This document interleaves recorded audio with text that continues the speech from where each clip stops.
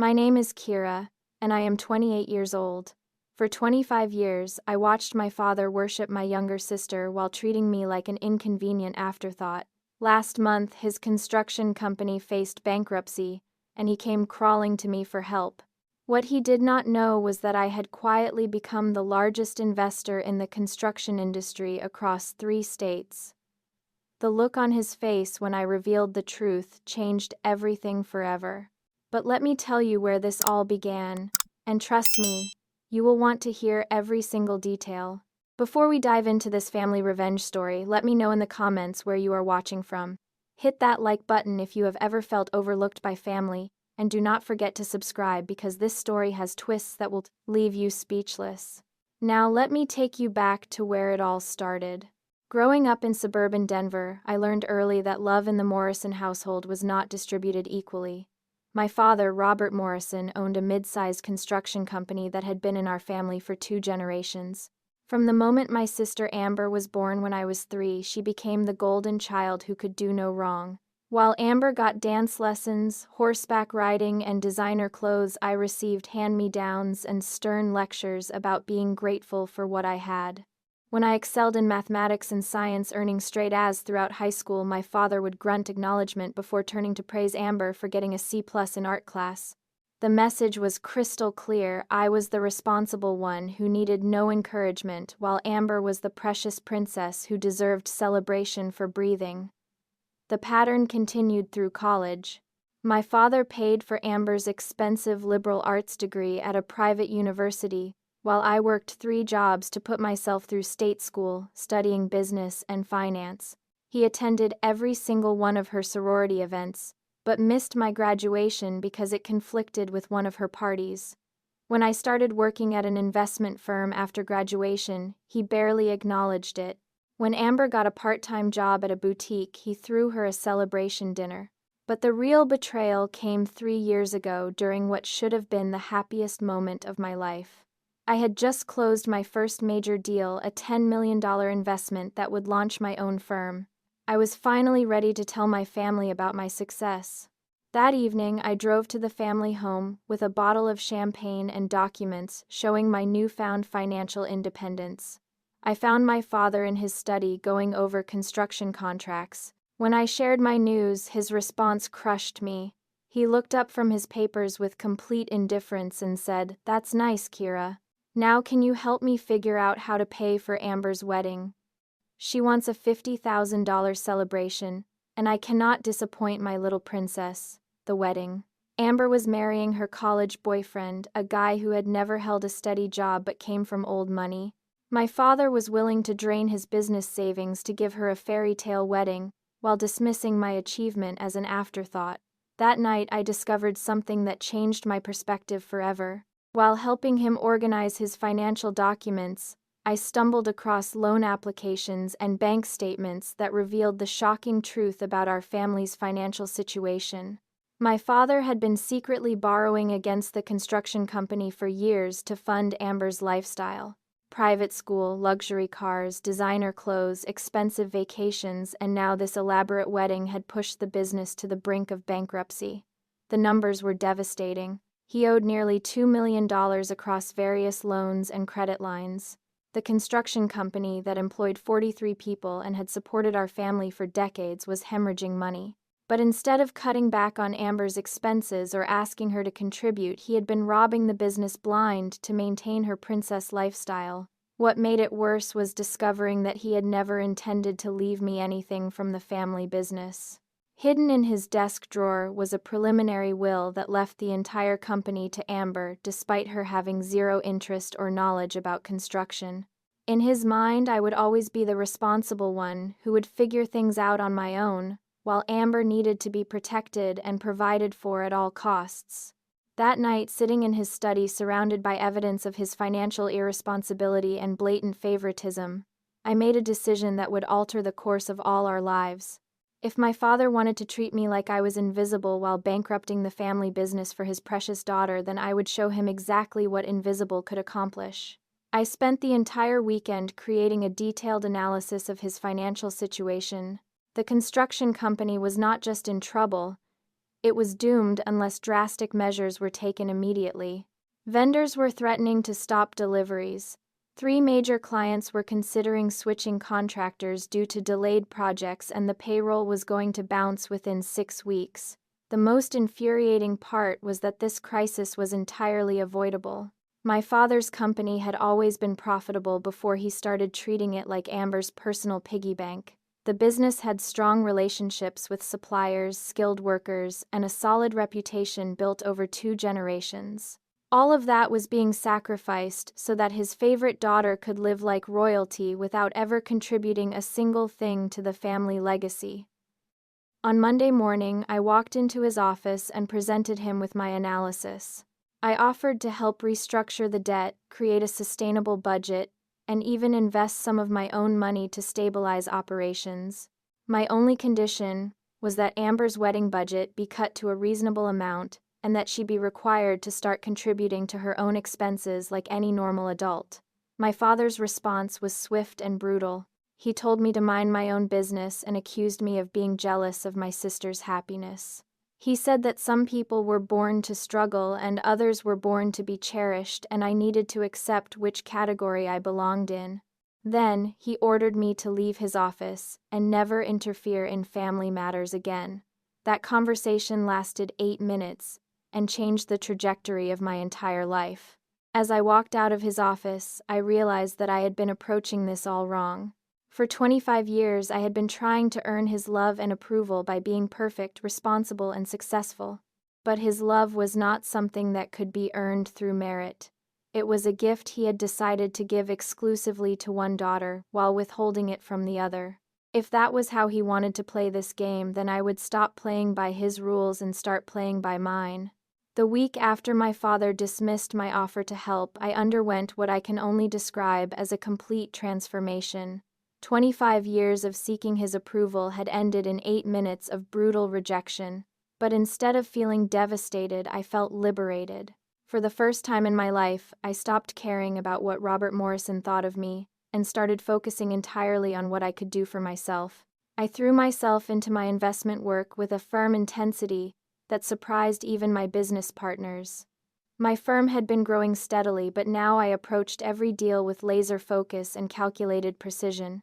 Within 6 months, I had tripled our portfolio value and attracted attention from major players in the construction and real estate sectors. The construction industry became my specialty for reasons that had nothing to do with family sentiment and everything to do with strategic opportunity. I studied every major contractor in Colorado, analyzed their financial structures, learned about their suppliers and subcontractors, and identified the market weaknesses that could be exploited by someone with sufficient capital and industry. Knowledge. My father had unknowingly given me the perfect education in construction through years of dinner table conversations about business challenges, client relationships, and industry politics. While he never intended for me to use this knowledge professionally, I absorbed every detail about how construction companies operated, what made them profitable, and where they typically failed. Armed with this insider understanding and my growing investment capital, I began quietly acquiring interests in construction-related businesses throughout the region. I started with suppliers purchasing controlling stakes in 3 concrete companies and 2 lumber distributors. Then I moved into equipment rental firms and specialized subcontractors. My strategy was methodical and patient. Instead of making flashy acquisitions that would draw attention, I structured deals that allowed existing management to continue running daily operations, while I controlled strategic decisions and financial oversight. To the outside world, these looked like independent businesses. In reality, I was building an integrated network that could dominate regional construction markets. The beauty of this approach was that my father remained completely oblivious to what I was building. When his company needed concrete for projects, they were unknowingly buying from my suppliers. When they rented equipment for large jobs, they were paying fees that ultimately flowed to my investment accounts. I was systematically positioning myself to control the resources that construction companies like his needed to survive. During this period, Amber's wedding planning reached ridiculous extremes. My father took out additional loans to pay for upgrades that kept escalating the budget. The $50,000 celebration became $75,000, then $90,000, as Amber decided she needed imported flowers, a celebrity wedding planner, and a reception venue that required a year-long waiting list. Meanwhile, his construction company continued deteriorating. Two of his most experienced project managers quit when their paychecks started arriving late. A major client canceled a lucrative contract after materials deliveries were delayed for the third time. The company's reputation for reliability built over decades was crumbling because my father refused to prioritize business stability over his daughter's fantasy wedding. I watched all of this unfold while continuing to expand my investment portfolio. Every month brought new opportunities to acquire businesses that intersected with construction industry supply chains. I purchased a majority stake in a regional trucking company that specialized in construction material transport. I bought into a concrete testing laboratory that certified materials for government contracts. I even acquired partial ownership of two architecture firms that designed commercial buildings throughout Colorado. The most satisfying acquisition came 8 months after my father had dismissed my help. One of his biggest competitors, Henderson Construction, was struggling with cash flow problems. The owner, David Henderson, was a longtime rival who had been stealing contracts from my father's company for years through aggressive pricing and political connections. Henderson approached my investment firm, looking for emergency capital to avoid bankruptcy. During our negotiations, I learned that his company held contracts for 3 major projects that my father's firm had bid on unsuccessfully. These were prestige jobs that would have stabilized my father's cash flow and restored his company's reputation in the market. I structured a deal that gave me controlling interest in Henderson Construction, while allowing David Henderson to maintain operational control. The acquisition was completed through a subsidiary, so my name never appeared on any public documents. As far as the industry knew, Henderson had found a silent investor who preferred to remain anonymous.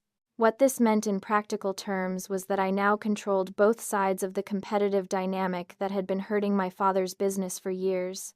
I could influence which projects Henderson bid on, what prices they quoted, and how aggressively they pursued contracts that my father's company needed.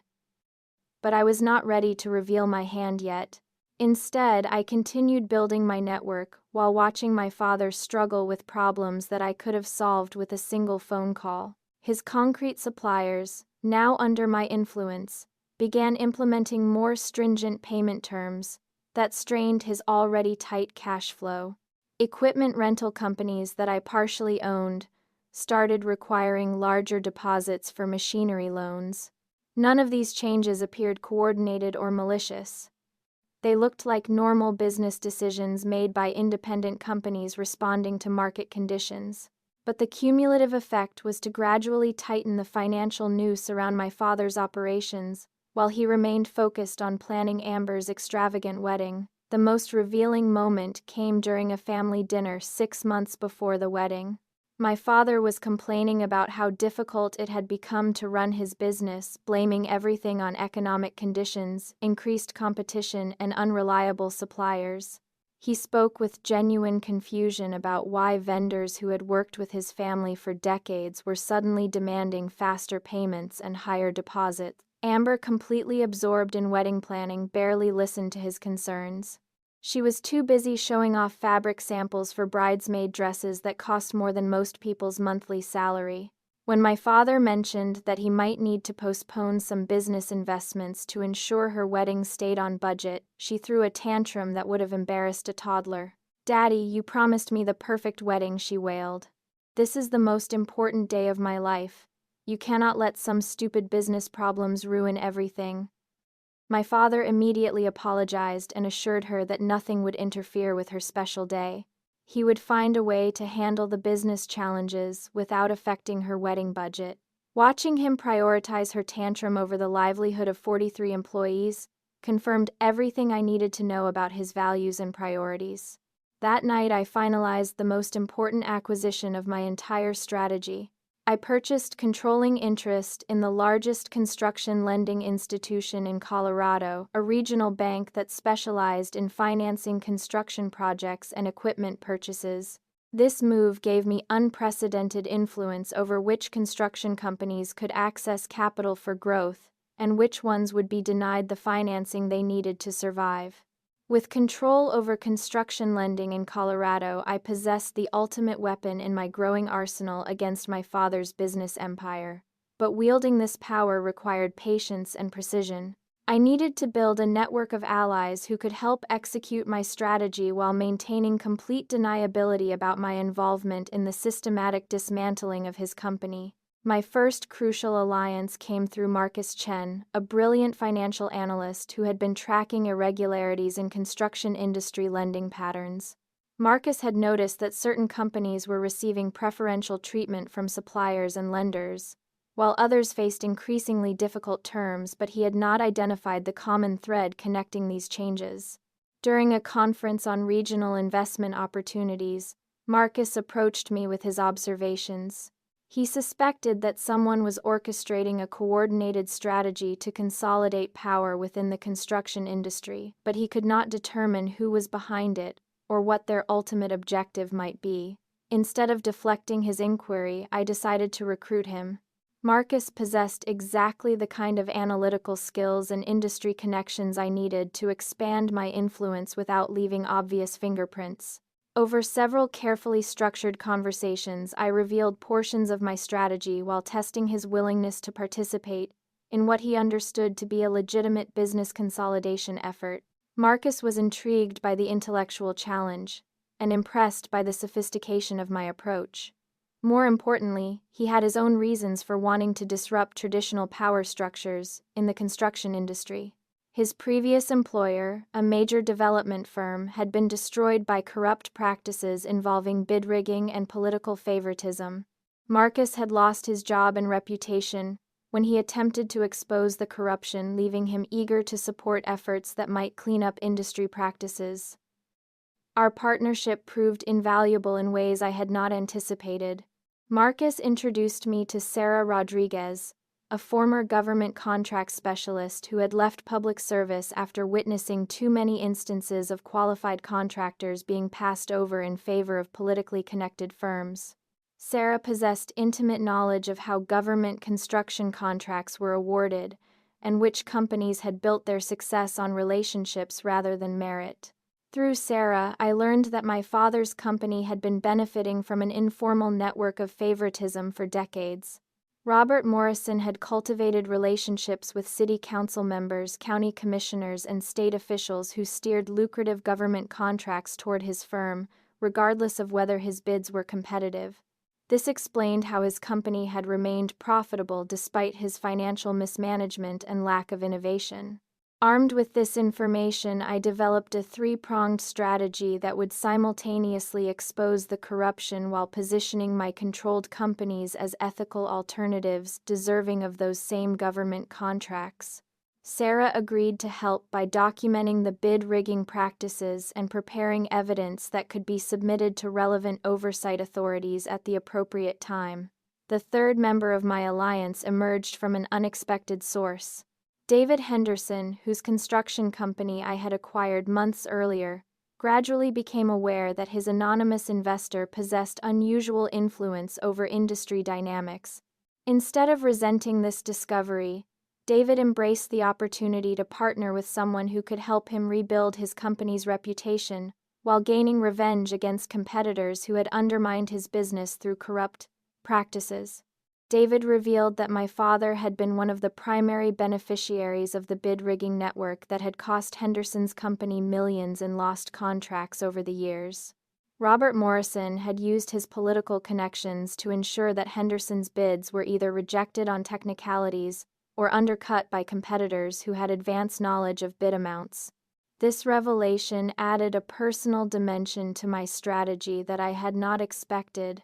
What had begun as a family revenge plot was evolving into something larger, a campaign to expose systemic corruption while rebuilding the construction industry around merit-based competition rather than political favoritism. With Marcus handling financial analysis, Sarah documenting corruption, and David providing operational expertise, I possessed the perfect team to execute the final phase of my plan. But first I needed to ensure that my father's company would be completely vulnerable when the moment came to reveal my involvement. The key was timing the destruction of his business to coincide with maximum personal humiliation. Amber's wedding was scheduled for June, just 4 months away. My father had committed to paying for an increasingly extravagant celebration that would drain his remaining business capital. If I could coordinate his financial collapse to occur immediately after the wedding, he would face bankruptcy at the moment when his favoritism toward Amber had reached its most expensive peak. To achieve this timing, I needed to accelerate the pressure on his operations while maintaining the illusion that his problems were caused by market forces rather than deliberate sabotage. My supplier companies began requiring cash payments for materials deliveries, citing concerns about the construction industry's financial stability. Equipment rental firms started demanding larger deposits and shorter rental terms. Most importantly, the regional bank I controlled began reviewing existing construction loans with unusual scrutiny. These changes created a perfect storm of cash flow problems that forced my father to make increasingly desperate decisions. He took out high-interest loans to cover short-term expenses, using his business equipment and real estate as collateral. He delayed payments to subcontractors and suppliers, damaging relationships that had taken years to build. Most critically, he began raiding the company's insurance and retirement funds to maintain Amber's wedding budget. During this period, I also worked to isolate my father professionally and socially. Through Marcus and Sarah's connections, word began spreading through industry circles that Morrison Construction was experiencing serious financial difficulties. Potential clients started having second thoughts about awarding contracts to a company that might not be able to complete projects. Current clients began demanding performance bonds and payment guarantees that my father could not afford. The isolation extended beyond business relationships. My father had always derived significant social status from his position as a successful construction company owner and prominent family man. As news of his financial troubles spread, former friends and associates began distancing themselves. Invitations to industry events stopped arriving. Golf partners found excuses to avoid playing with him. The social network that had supported his ego and his business for decades gradually abandoned him. Throughout this period, Amber remained completely oblivious to the crisis engulfing the family business. She was too absorbed in wedding planning to notice that her father had aged 5 years and 6 months, or that their family home had been remortgaged to pay for her celebration. When my father tried to suggest minor cost-cutting measures for the wedding, she accused him of not loving her enough and threatened to elope if he did not provide everything she had dreamed of. My father's response to these threats revealed the depth of his favoritism and the extent of his delusion about family priorities. Rather than explaining the reality of their financial situation, he took out additional loans and sold family heirlooms to ensure that Amber's wedding would proceed exactly as planned. He was willing to destroy the family business, sacrifice the jobs of loyal employees, and risk his own financial future, rather than disappoint his precious daughter. The most satisfying moment came 6 weeks before the wedding, when my father was forced to lay off 12 employees due to cash flow problems. These were skilled workers who had been with the company for years, people who had helped build the reputation that allowed Robert Morrison to live like a successful businessman. He eliminated their jobs without hesitation to preserve Amber's wedding budget, confirming that his priorities were exactly as twisted as I had always believed. But even as I watched his world crumble according to my carefully orchestrated plan, I knew that the real revelation was still ahead. Everything that had happened so far was just preparation for the moment when my father would discover that his invisible daughter had become the most powerful person in the industry he thought he controlled. Are you starting to see how this all connects? Because what happens next will shock you even more than what you have heard so far. Make sure you stay with me for the rest of this story, because the revenge I had planned was bigger than just destroying his business. Amber's wedding day arrived on a perfect June morning, with clear skies and temperatures that seemed custom-ordered for outdoor photography. The venue, an exclusive country club that cost more than most people earned in a year, buzzed with activity as vendors arranged imported flowers and set up crystal chandeliers for the evening reception. My father walked around in his rented tuxedo, beaming with pride at having delivered his princess the fairy tale wedding she demanded. What he did not know was that this would be the last day he would ever feel proud of anything he had accomplished. 3 days earlier, I had received the final piece of information I needed to complete my revenge. Marcus discovered that my father had been falsifying financial documents to secure the loans for Amber's wedding. He had inflated his company's assets, hidden existing debts, and forged contracts to make his business appear more profitable than it actually was. This constituted bank fraud on a scale that would guarantee criminal prosecution. The wedding ceremony proceeded flawlessly, with Amber looking radiant in her $15,000 dress while my father walked her down the aisle with tears of joy in his eyes. During his father of the bride's speech at the reception, he spoke emotionally about the sacrifices parents make for their children and how seeing Amber happy made everything worthwhile. I sat at the family table, smiling politely while calculating that his speech was costing approximately $200 per minute in borrowed money. When he raised his champagne glass to toast his beloved daughter, I knew it would be the last moment he would ever feel like a successful father and provider. The takedown began at 9:30 that evening, just as the band started playing romantic songs for the newlyweds and their guests. My phone buzzed with a text message from Marcus. Documentation delivered to FBI Financial Crimes Division. Warrants approved. Everything is in motion. While Amber danced with her new husband under those expensive chandeliers, federal investigators were executing search warrants at Morrison Construction headquarters. They seized financial records, computers, and documents that would prove my father had defrauded multiple banks to finance his daughter's lifestyle. The evidence was so overwhelming that his arrest would be inevitable within 72 hours. But that was only the beginning of his humiliation. At 10:15, David Henderson approached my father at the bar where he was celebrating with his longtime friends and business associates. The conversation appeared friendly from a distance, but David was actually informing my father that Henderson Construction had just been awarded 3 major government contracts that Morrison Construction had been counting on to avoid bankruptcy. "I wanted you to hear this from me personally," Robert David said with false sympathy. "The city decided to go with our bids for the municipal building project, the school renovation, and the highway expansion. I know you were hoping to land at least one of these to help with your cash flow situation." My father's face turned pale as he realized that losing those contracts meant his company would collapse within weeks. Without the guaranteed income from government projects, he would be unable to meet his loan obligations or maintain payroll for his remaining employees.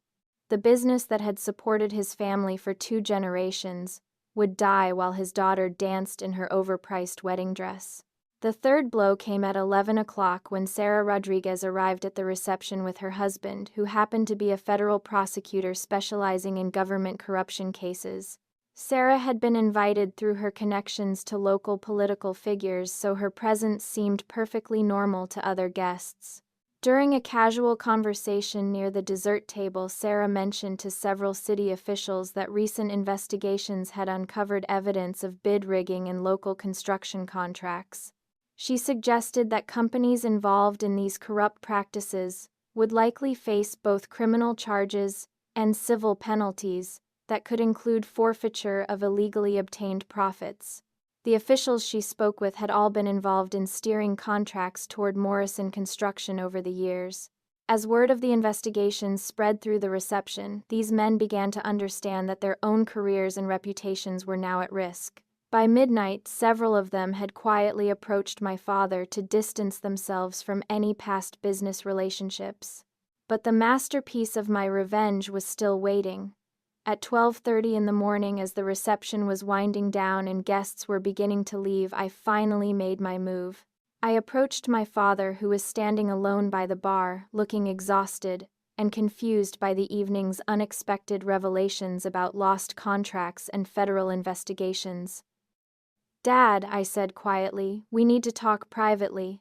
He looked at me with the same dismissive expression he had worn throughout my entire life. "Not tonight, Kira. This is Amber's special day, and I will not let you ruin it with whatever complaints you have about family dynamics."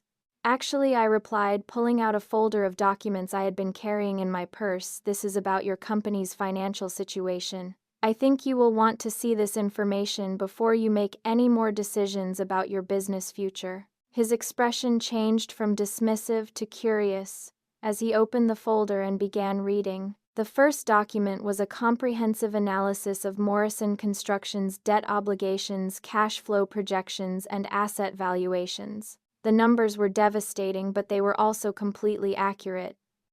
The second document was a list of every supplier, lender, and equipment company that had changed their terms for his business over the past 18 months. Names, dates, and policy changes were detailed with precision that would have been impossible for an outside observer to compile. The third document was what made his hands start trembling. It was an organizational chart showing the ownership structure of every company that had been squeezing his business into bankruptcy. And at the center of that chart, connected to every entity by lines of control and influence, was my name. "This cannot be real," he whispered, staring at the documents. "You are telling me that you own all of these companies." "Not just own," I corrected him. "Control. I have been building this network for 3 years, while you were busy bankrupting the family business to pay for Amber's princess lifestyle. Every problem you have blamed on market conditions or bad luck has actually been the result of my strategic planning." The color drained from his face as the implications became clear. His invisible daughter, the one he had dismissed and ignored for 28 years, had quietly become powerful enough to destroy everything he had built. The construction empire he thought he controlled was actually being controlled by the child he had never valued. But why, he asked, his voice barely audible above the music still playing for the few remaining wedding guests. "Why would you do this to your own family?" I looked at him with the same cold indifference he had shown me throughout my entire life. "You taught me that love in this family was reserved for one daughter, while the other was expected to be grateful for scraps. You showed me that my achievements meant nothing while Amber's mediocrity deserved celebration. Tonight, I am simply returning the favor." The week following Amber's wedding marked the complete disintegration of everything my father had built over 2 decades. Federal agents arrested him on Thursday morning at his office, leading him away in handcuffs while his remaining employees watched in shocked silence.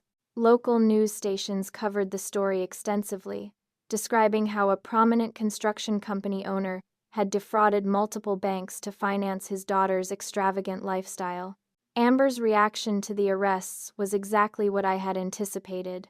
Rather than showing concern for our father, or taking responsibility for her role in his financial destruction, she immediately began complaining about how his legal troubles were ruining her honeymoon period. She actually called me, demanding that I use my business connections to fix this mess, so that her new marriage would not be overshadowed by family drama. "Kira, you work in finance or whatever," she said during a hysterical phone call. "You must know lawyers or people who can make this go away.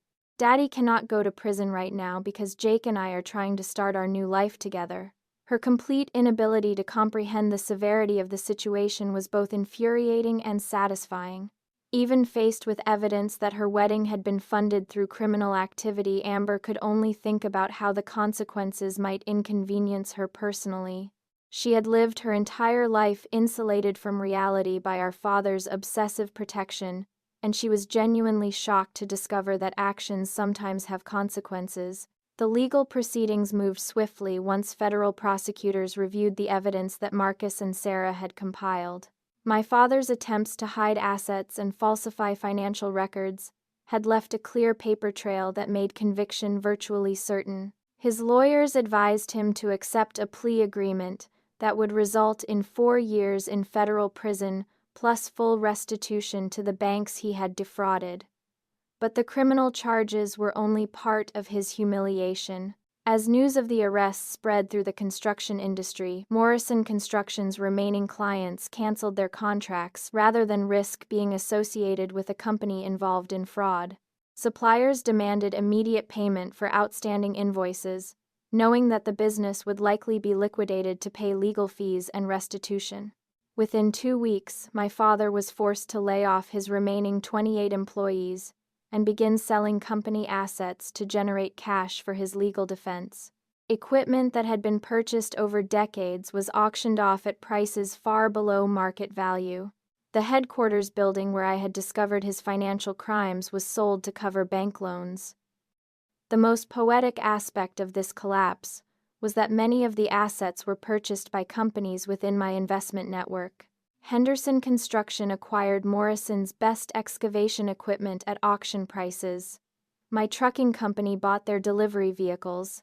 Even the office furniture ended up being purchased by firms I controlled, meaning that every physical remnant of my father's business empire ultimately became part of mine. During this period, I maintained complete professional distance from the family crisis. When reporters called my investment firm seeking comments about the Morrison Construction bankruptcy, my spokesperson issued brief statements, expressing sympathy for the affected employees, while declining to discuss ongoing legal proceedings. Publicly, I appeared to be just another successful businesswoman who happened to share a last name with a disgraced contractor. Nobody connected Kira Morrison, the investment executive, with the systematic destruction of Robert Morrison's construction empire. My revenge remained invisible, even as its consequences played out in newspaper headlines and federal court documents. The social consequences for my father extended far beyond legal and financial punishment. Friends who had enjoyed his hospitality for years suddenly became unavailable when he needed emotional support during his legal troubles. Golf club memberships were quietly revoked. Invitations to industry events stopped arriving. The social status he had worked decades to build evaporated as quickly as his business assets. Amber's marriage began showing strain almost immediately as the reality of her new circumstances became apparent. Jake's family had married into what they believed was a successful construction dynasty, only to discover that their new relatives were facing criminal prosecution and bankruptcy. The social embarrassment affected Jake's own career prospects in ways that created tension between the newlyweds. More importantly, Amber was forced to confront adult responsibilities for the first time in her 25-year life. With our father facing prison and the family business destroyed, she could no longer depend on others to pay her bills or solve her problems. The princess lifestyle that had been funded through fraud was gone forever, replaced by the harsh reality of supporting herself through actual employment. Her attempts to find work revealed just how unprepared she was for independent adulthood. Despite her expensive college education, Amber possessed no practical skills or professional experience that translated into meaningful employment opportunities. The boutique job she had held briefly was part-time work that barely covered her personal expenses, let alone the lifestyle she considered appropriate for someone of her imagined social status. 3 months after the wedding, Amber called me again with a very different tone than her previous demands for assistance. This time she was asking rather than commanding, recognizing that I might be her only remaining family member capable of providing financial help. "Kira, I know we have not always been close," she began carefully, "but we are still sisters, and I was hoping you might be able to help me through this difficult time. Maybe I could work for your company, or you could help me find a position somewhere in your industry." The irony was overwhelming. After 25 years of being treated like an inconvenient afterthought while Amber received every advantage and opportunity, she was now asking me to rescue her from the consequences of our father's favoritism. The golden child who had never needed to develop resilience or self-reliance was discovering that her safety net had been built on criminal fraud. My response was polite but firm.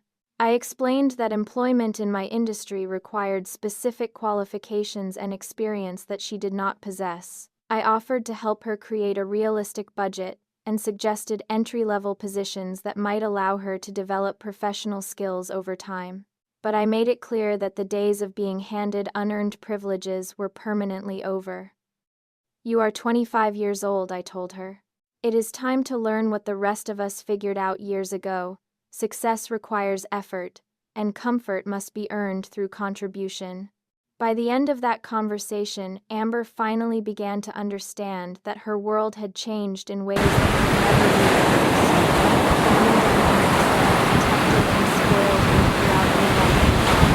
Our father had spent years in prison, the family business was destroyed, and the previously invisible sister had emerged as the only person in the family with real power years have passed since my father was sentenced to 4 years in federal prison, and the transformation in my life has exceeded even my most ambitious expectations. What began as a personal revenge plot evolved into something much larger: the complete restructuring of Colorado's construction industry around merit-based competition rather than corrupt political favoritism. The investigation that exposed my father's fraud expanded to include dozens of other companies and government officials involved in the bid rigging network.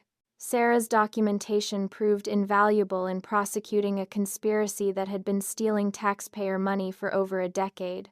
When the dust settled, 8 construction company executives and 12 government officials faced criminal charges, while millions of dollars in illegally obtained profits were recovered for public coffers. My investment network emerged from this chaos as the dominant force in regional construction markets, but now operating under strict ethical guidelines that prioritize transparency and fair competition. Marcus developed compliance protocols that exceed federal requirements, while David Henderson transformed his company into a model of responsible business practices. What we built together represents everything the old system was not: honest, efficient, and focused on delivering value rather than exploiting relationships. The personal satisfaction of watching this transformation cannot be overstated. For 28 years, I had been told that I was the lesser daughter, the one who needed to be grateful for whatever attention and resources remained after Amber's needs were satisfied. Now I control an investment portfolio worth over $200 million. And employ more than 800 people across multiple companies. More importantly, I have built what I never had growing up: a chosen family of people who value my contributions and support my ambitions. Marcus became not just a business partner but one of my closest friends, someone who appreciates my analytical mind and strategic thinking. Sarah and I work together on political reform initiatives that continue the fight against corruption we began with my father's case. David treats me as a respected colleague, whose insights have helped rebuild his company's reputation and profitability. These relationships are everything my biological family never provided. They are based on mutual respect rather than obligation, shared values rather than shared genetics, and genuine affection earned through years of collaboration rather than demanded through blood relation. The loneliness that defined my childhood has been replaced by professional partnerships and personal friendships that celebrate who I am rather than tolerating my existence. Amber's journey has been more complicated, but ultimately healthier than anyone anticipated. The collapse of her privileged lifestyle forced her to develop independence and resilience that she had never needed before. After struggling with entry-level positions for several months, she eventually found work with a nonprofit organization that helps women transition from financial dependence to self-sufficiency. The irony of her career choice was not lost on either of us. Amber now spends her days counseling women who need to learn the same lessons she was forced to master: how to budget responsibly, how to develop marketable skills, and how to build self-worth through personal achievement rather than external validation. Her clients include women escaping abusive relationships, mothers rebuilding after divorce, and daughters breaking free from controlling families. 6 months ago, Amber reached out to request a meeting that turned into our first honest conversation in decades. She apologized for the years of taking my accomplishments for granted, while expecting constant celebration of her mediocrity. More surprisingly, she thanked me for not rescuing her from the consequences of our father's choices. Learning to support myself was the hardest thing I ever did, she admitted, but it was also the most important. I never understood what you went through growing up, because everything was always handed to me. I thought I deserved special treatment just for existing, but you had to earn everything through your own effort. Our relationship will never be what most people would consider normal sisterhood, but it has evolved into something more honest and respectful than what we had before. We see each other occasionally for lunch or coffee, discussing our work and our very different perspectives on family dynamics and personal responsibility. She has become someone I can respect, even if we will never be close in the traditional sense. My father's imprisonment has been more difficult for him than anyone anticipated. Federal prison is a harsh environment for white-collar criminals, especially those whose crimes involve defrauding working-class institutions like community banks. His fellow inmates show little sympathy for someone who stole money to pay for his daughter's luxury lifestyle while laying off loyal employees. I have visited him exactly once, 6 months after his sentencing, primarily to ensure that he understood the full scope of what had happened to his business and his family. The man I found in the prison visiting room bore little resemblance to the confident construction company owner who had dismissed my achievements for decades. Prison had aged him dramatically, but more than that, it had forced him to confront the reality of his choices without the social status and financial resources that had previously insulated him from consequences.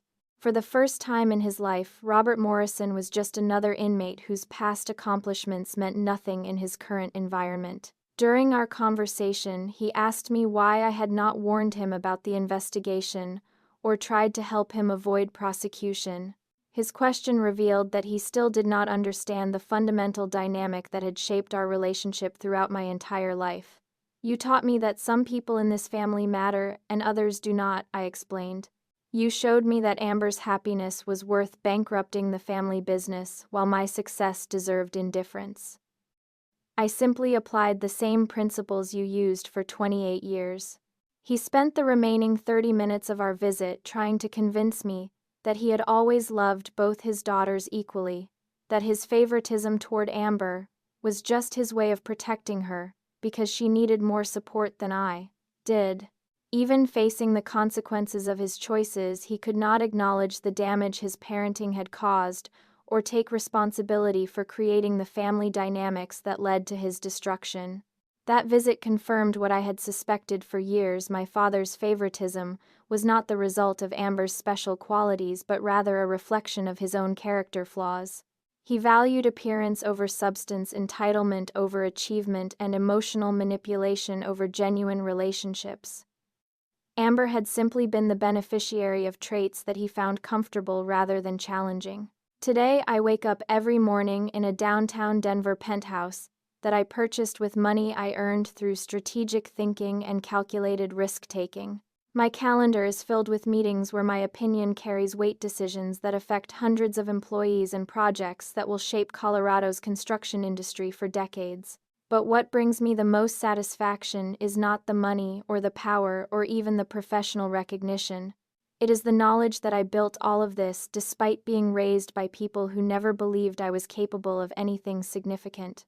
Every contract signed, every deal closed, and every company acquired represents proof that their assessment of my value was completely wrong.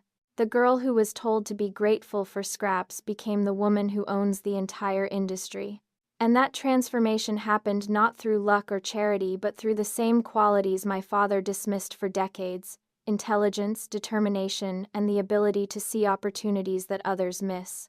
So let me ask you this: have you ever had family members who underestimated you, or made you feel like you did not matter?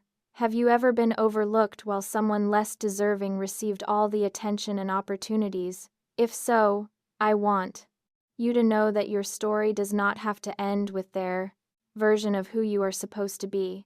Sometimes the best revenge is not just success, but success that transforms entire industries while proving that their opinion of you was worthless.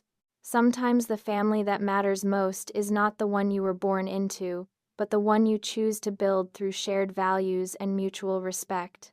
If this story resonated with you, please hit that like button and let me know in the comments about your own experiences with family favoritism or workplace justice. Subscribe to hear more stories about how strategic thinking and patient planning can overcome even the most unfair circumstances.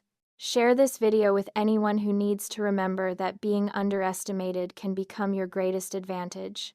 Thank you for listening to my story, and remember, never let anyone convince you that you are worth less than you know yourself to be. Sometimes the invisible child grows up to own everything the golden child thought they were entitled to inherit.